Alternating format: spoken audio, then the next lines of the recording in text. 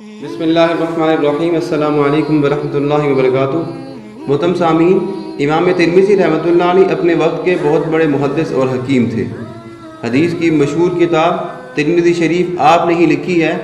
اللہ رب العزت نے آپ کو اس قدر حسن دیا تھا کہ لوگ آپ کو دیکھ کر فریفتہ ہو جاتے۔ اس کے ساتھ ساتھ آپ کو اللہ تبارک و تعالیٰ نے باطنی حسن بھی عطا کیا تھا۔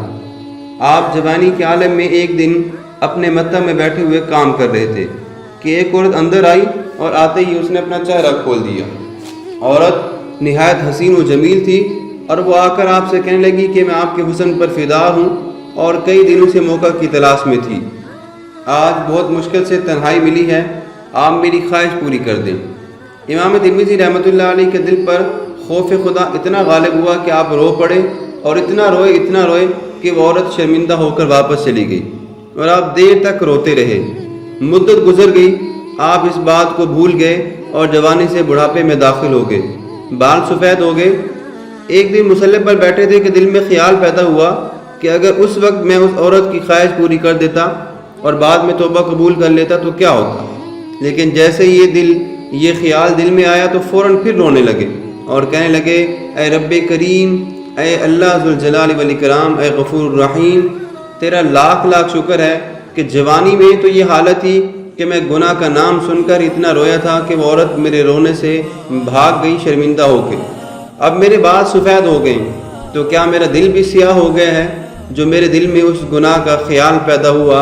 اے اللہ، میں تیرے سامنے کس طرح سے پیش ہوں گا اس بڑھاپے میں، جب کہ میرے اندر کوئی قوت بھی نہیں ہے اور میرے دل میں گناہ کا خیال بھی نہیں آنا چاہیے، پھر میرے دل میں گناہ کا خیال کیسے آیا؟ اسی حالت میں روتے روتے سو گئے۔ خواب میں نبی کریم صلی اللہ علیہ وسلم کی زیارت ہوئی۔ آپ صلی اللہ علیہ وسلم نے پوچھا، ترمذی روتے کیوں ہو؟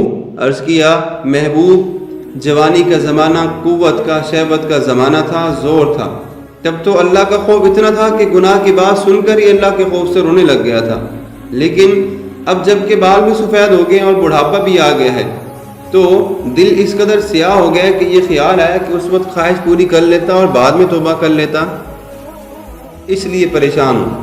نبی کریم صلی اللہ علیہ وسلم نے فرمایا، پریشان نہ ہو، یہ تیری کمی یا قصور نہیں، جب تو جوان تھا تو میرے زمانے سے زیادہ قریب تھا، میرے بھی قریب تھا، ان برکتوں کی وجہ سے تیری یہ کیفیت تھی کہ گناہ کا خیال تیرے دل میں نہیں آیا۔